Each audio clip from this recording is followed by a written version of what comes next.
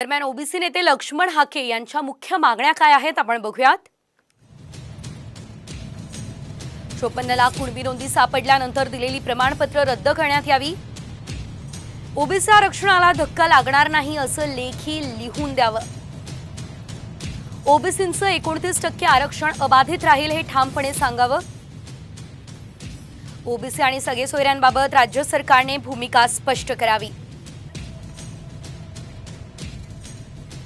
तर या संदर्भात अधिकची अपडेट आपण घेऊयात आमचे प्रतिनिधी सचिन गाड यांच्याकडून। सचिन, आपण बघतोय ओबीसींचं शिष्टमंडळ आणि सरकारमध्ये अगदी काही वेळातच चर्चा होणार आहे। साधारणतः किती वेळ आहे, कधी शिष्टमंडळ पोहोचणार आहे, सविस्तर माहिती या संदर्भातली।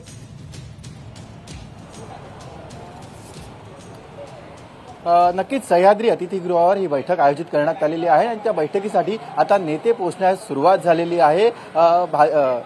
ओबीसी नेते प्रकाश अण्णा शेंडगे हे बैठकीसाठी दाखल झालेले आहेत। तर आपण बघतोय की जे मंत्री आहेत ते देखील येण्यास सुरुवात झालेली आहे।